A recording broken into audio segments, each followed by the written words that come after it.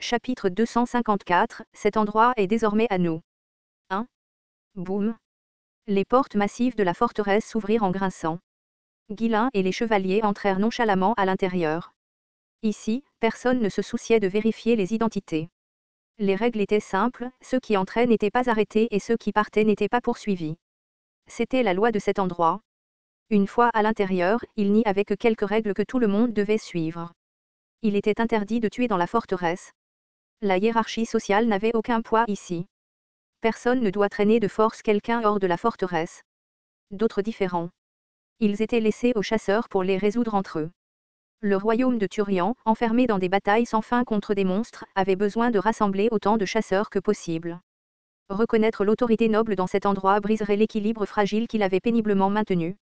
Si les nobles tuaient librement des chasseurs ou les emmenaient de force comme criminels, cela porterait un coup dévastateur au royaume de Turian. Les chasseurs doivent mourir en combattant des monstres, s'ils doivent mourir. Ce principe avait été fermement soutenu par le royaume, qui avait même étendu son autorité pour restreindre les nobles étrangers. En conséquence, de nombreux criminels errants sur le continent trouvèrent refuge dans les forteresses disséminées le long des montagnes de l'ombre. À l'intérieur, la forteresse ressemblait à une ville ordinaire, bien qu'avec des installations plus sales et plus délabrées et des éclaboussures de sang à la vue de tous. Pouah, dégoûtant. Cette ville ressemble au milieu d'un champ de bataille. Restez ici assez longtemps, et vous attraperez quelque chose. Les chevaliers, habitués à vivre dans des domaines plus propres et plus confortables, claquaient la langue en observant leur environnement. Les chasseurs, visibles partout, portaient toutes sortes de tenues. Si la plupart portaient une armure standard, certains arboraient un équipement fabriqué à partir d'os ou de peau de monstres. Ces individus brutaux lançaient des regards hostiles à Guilain et à ses chevaliers alors que les nouveaux venus s'avançaient. Habitués depuis longtemps à risquer leur vie en chassant des monstres, les chasseurs dégageaient une aura menaçante. Guilain eut un sourire narquois, clairement amusé. Il aimait les endroits comme celui-ci. Si l'occasion se présentait, il pourrait avoir une bagarre satisfaisante. Les chevaliers qui accompagnaient Guilain n'étaient pas beaucoup mieux. Ils étaient eux aussi une bande de torbiolons au caractère nauséabond. Qu'est-ce que vous regardez, bande de salauds, grogna Keo en tirant des poignards sur les chasseurs. Les autres chevaliers suivirent, égalant leur regard provocateur. À l'époque où ils étaient mercenaires, ils auraient pu être intimidés par la férocité des chasseurs. Mais cette époque était révolue depuis longtemps. Après d'innombrables guerres, ils avaient acquis la sinistre réputation de bouchers. Ah, on dirait que nous avons des invités nobles. Pourquoi viendraient-ils ici? Je parie que ces armures de luxe rapporteraient un bon prix. Malgré les réactions acerbes des chevaliers, les chasseurs se contentèrent d'observer avec des sourires sournois. Tout le monde remarqua que le groupe de Guilain portait une armure assortie. Jusqu'à ce qu'ils puissent confirmer si le groupe avait été officiellement envoyé par le royaume, les chasseurs se retinrent. Pour l'instant, aucun affrontement n'éclata. Ignorant les chasseurs, Guilain se dirigea vers le bâtiment central de la forteresse. Keo et les chevaliers le suivirent, l'air satisfait. Le bâtiment central était l'endroit où les cartes d'identité des chasseurs étaient délivrées et où les nouveaux arrivants signaient des accords reconnaissant les lois de la forteresse. L'officier turien au bureau jeta un coup d'œil à l'identité de Guilain et parla avec indifférence. Dans cet endroit, le statut de noblesse n'a aucun poids. Un humble esclave est considéré comme votre égal, comte. Êtes-vous d'accord? Je suis d'accord. Nous n'intervenons pas dans les conflits. Êtes-vous d'accord? Je suis d'accord. Tuer est interdit. Des accidents peuvent survenir lors des duels, mais tuer est fondamentalement interdit. Êtes-vous d'accord? Je suis d'accord. Alors signez ici. Nous vous enregistrerons dans la base de données des chasseurs et l'accord sera envoyé directement à la cour royale. Guilain apposa nonchalamment son sceau sur le document. Ici, il n'était plus un noble, juste un autre chasseur. Après avoir reçu l'accord signé de Guilain, l'officier turien donna ses dernières instructions. Nous nous assurons seulement que cette forteresse fonctionne à un niveau de base. Tant que vous n'intervenez pas avec nous ou ce bâtiment, nous n'interviendrons pas. Si des problèmes surviennent avec les chasseurs, résolvez-les vous-même. Nous n'offrons aucune assistance. Compris? Je n'ai pas encore pris de disposition pour le logement. Puis-je laisser mon cheval ici pour le moment? Comme c'est votre première visite, nous pouvons vous accorder cette courtoisie. Bien. Alors je vais chercher un endroit où loger. J'imagine que nous allons nous voir souvent. L'officier turien eut un sourire narquois. Bienvenue dans la zone sans loi. Profitez de votre séjour, si vous en sortez vivant. Alors que Guilain finissait de s'enregistrer et sortait, un homme au visage de rat s'approcha de lui. Vous semblez être nouveau ici, n'est-ce pas? Vous êtes-vous enregistré comme chasseur? Oui, oui, répondit Guilain avec désinvolture. L'homme lui lança un sourire satisfait, et les chasseurs à proximité commencèrent à les regarder avec un intérêt renouvelé. Il était clair que le groupe de Guilain n'avait pas été officiellement envoyé par le royaume. L'expression de l'homme au visage de rat changea, désormais indifférent aux formalités, alors qu'il continuait. Même si c'est une zone de non-droit, c'est quand même un endroit où les gens vivent, n'êtes-vous pas d'accord? Et, dans tout endroit où les gens vivent, une sorte de loi et d'ordre émerge naturellement. Oh, vous demandez de l'argent, n'est-ce pas? La franchise de la remarque de Guilain prit l'homme au dépourvu pendant un moment, mais il se ressaisit rapidement. Ce n'était pas surprenant, étant donné la réputation de cette forteresse, Guilain en avait peut-être entendu parler auparavant. C'est agréable de traiter avec quelqu'un qui comprend vite. Ici, nous avons un groupe appelé la Coopérative des chasseurs. Quel nom ridicule pour une organisation, dit Guilain avec un sourire narquois. Elle a été créée pour protéger les droits et les intérêts des chasseurs. Il est fortement recommandé d'y adhérer. Bien sûr, il y a une petite cotisation et une cotisation mensuelle. Guilain se frotta le menton pensivement avant de demander, et à qui dois-je exactement payer cela?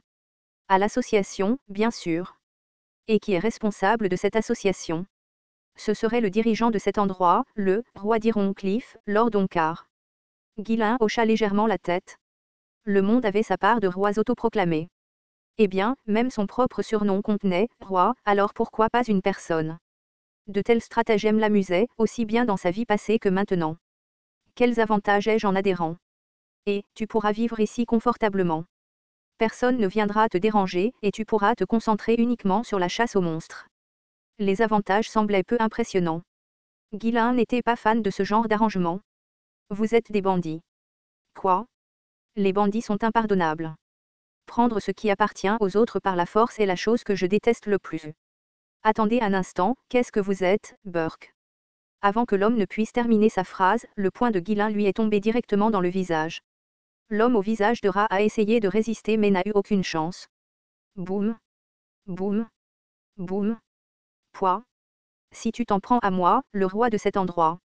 Amenez-le ici. J'aimerais voir le visage de ce roi. Pouah. S'il vous plaît, épargnez-moi. L'homme au visage de rat n'a pas tenu longtemps et s'est effondré inconscient après seulement quelques coups. Guilain a fouillé dans les poches de l'homme, en a sorti quelques pièces d'argent. Avec un sourire arrogant, il a déclaré. C'est une compensation pour la détresse mentale d'avoir failli être volé dès mon arrivée. La prochaine fois, essaie de vivre une vie honnête. Les chasseurs qui avaient regardé semblaient abasourdis. Personne n'était jamais venu ici et n'avait immédiatement battu quelqu'un de façon aussi insensée. Et ce n'était pas n'importe qui, l'homme que Guilain avait attaqué était l'un des hommes de Doncar, envoyé par le soi-disant roi. Même les chasseurs les plus fougueux hésitaient au moins lorsqu'ils entendaient que le titre de quelqu'un incluait « roi ». Ils prenaient le temps d'évaluer la situation avant de choisir de se battre ou de négocier. Mais cet homme? Il avait donné un coup de poing simplement parce qu'il n'aimait pas l'attitude de l'homme. Son caractère était au-delà de toute convenance, c'était exceptionnel. Est-ce qu'il a amené autant de subordonnés parce qu'il est si courageux? Doncar commande plus de 300 hommes, n'est-ce pas? Ça va être intéressant. Doncar ne laissera pas passer ça. Les chasseurs avaient tous la même opinion. Aucun d'entre eux ne croyait que les chevaliers de Guilain étaient de vrais chevaliers. Après tout, cela n'avait pas de sens pour un seigneur, surtout avec 50 chevaliers, de visiter un endroit comme celui-ci. Ils se sont probablement juste habillés pour avoir l'air impressionnant. Mais ils semblent avoir beaucoup d'argent, cependant. Tous leurs soupçons se limitaient à cela. Si le groupe de Guilain avait été plus petit, les chasseurs se seraient probablement associés à l'homme de Doncar pour les provoquer. Il était de coutume d'établir une domination sur les nouveaux venus au moins une fois. Mais défier un groupe de 50 chevaliers était un pari risqué, alors pour l'instant, il se retenait.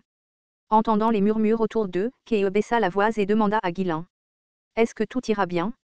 Il semble en avoir un nombre considérable s'ils s'unissent. Ce Doncar, ou quel que soit son nom, doit être le chef ici. Tu as peur? Je n'ai pas peur, s'exclama Kay. Il n'était pas étranger aux conflits territoriaux. C'était un phénomène courant dans le monde des mercenaires. Ce n'était pas la peur qui le retenait, il n'en savait simplement pas assez sur la forteresse et voulait procéder avec prudence. Si quelqu'un était appelé « roi », cela signifiait qu'il avait beaucoup de subordonnés. Il était convaincu que si le combat continuait jusqu'au bout, il en sortirait victorieux. Vraiment, il en était certain.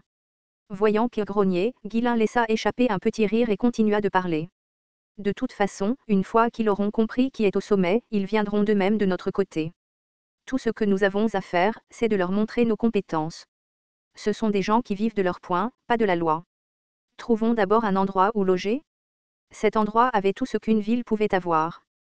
Les marchands venaient souvent y approvisionner les chasseurs en diverses fournitures dont ils avaient besoin. Les chasseurs à la retraite y ouvraient également des boutiques les uns après les autres, gagnant ainsi leur vie. Cependant, il y avait toujours le risque de tout perdre si les monstres envahissaient la zone, et le manque de ressources rendait les prix nettement plus élevés que dans d'autres villes. Sans demander son chemin à personne, Guilain s'avança avec assurance pour trouver la plus grande auberge. Les chevaliers qui le suivaient devinrent curieux et demandèrent. Monseigneur, comment connaissez-vous si bien votre chemin ici? Vous semblez également en savoir beaucoup sur l'enregistrement en tant que chasseur. Êtes-vous déjà venu ici? Guilain hocha la tête et répondit. Je connais très bien cet endroit. J'y venais souvent, surtout à Ironcliff. Dans sa vie passée, la forteresse que son corps de mercenaires visitait le plus n'était autre que cet endroit. C'était parce que plus de monstres émergeaient ici que dans n'importe quelle autre forteresse. Chaque fois qu'il avait besoin de fonds urgents, il rassemblait ses subordonnés et balayait les montagnes en une seule campagne. Il avait également passé de longues périodes ici à s'entraîner seul. Guilain avait donc une certaine affection pour cet endroit. Il y avait aussi quelqu'un de spécial ici. L'un des 7 plus forts du continent allait un jour surgir de ce royaume de Turian. Bien que cet individu n'ait pas encore laissé de traces significatives, son nom résonnerait à travers les terres pendant l'ère du chaos. Si l'occasion se présente, je devrais le défier. Un sourire satisfait se répandit sur le visage de Guilain. Vaincre le duc de Delphine et se préparer pour l'ère du chaos était sa priorité absolue. Mais les batailles contre les forts étaient tout aussi importantes pour lui. Dans cette vie, il était déterminé à revendiquer le titre du plus fort du continent. En voyant le sourire satisfait sur le visage de Guilain, les chevaliers pensèrent en eux-mêmes. Notre Seigneur, il ne peut tout simplement pas ouvrir la bouche sans mentir. Comment quelqu'un de son âge peut-il avoir été partout et tout savoir? Il faut que le surveillant en chef lui ait transmis toutes les informations après avoir fait des recherches approfondies. Alors qu'il reconnaissait son immense talent et ses connaissances impressionnantes, les affirmations de plus en plus scandaleuses commençaient à les énerver.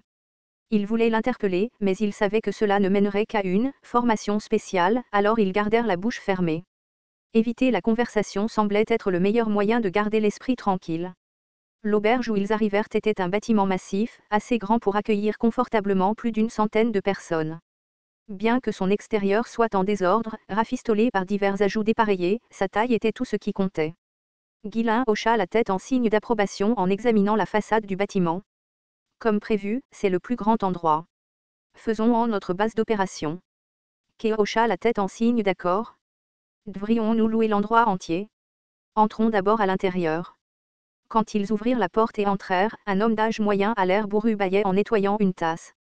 Autour de lui, des chasseurs se prélassaient, jouaient aux cartes ou buvaient avec des expressions léthargiques. L'intérieur de l'auberge était sale. C'était vieux, sombre et si négligé que les insectes et les rats erraient librement sur le sol. Pourtant, les chasseurs semblaient tout à fait à l'aise, comme s'ils étaient habitués à de telles conditions. L'aubergiste fronça les sourcils en remarquant le groupe de Guilains entrant en masse. « Vous êtes des nouveaux venus? Nous ne sommes pas ouverts, alors sortez. » Malgré le fait que l'endroit était bondé de chasseurs, l'aubergiste prétendit qu'il n'était pas opérationnel. À en juger par l'état des choses, il semblait que l'auberge était utilisée comme une base privée plutôt que comme une entreprise légitime. Inclinant légèrement la tête, Guilain s'approcha de l'aubergiste. « Vous avez tellement de clients, et pourtant vous n'êtes pas ouvert. Que nous soyons ouverts ou non, c'est à nous de décider. » L'aubergiste posa la tasse et lança un regard noir à Guilain. Si le nouveau venu savait à qui appartenait ce territoire, il n'aurait pas osé entrer. C'était toujours difficile de traiter avec ces nouveaux venus. Quelle nuisance! Il leva la main pour les chasser, mais Guilain parla le premier. « Détends-toi. Nous ne sommes pas venus ici pour quelque chose d'aussi trivial que ça. Nous sommes juste ici parce que c'est le plus grand endroit du coin. Alors que veux-tu? » Guilain eut un sourire arrogant, levant le menton en croisant le regard de l'aubergiste. « À partir d'aujourd'hui, cet endroit nous appartient.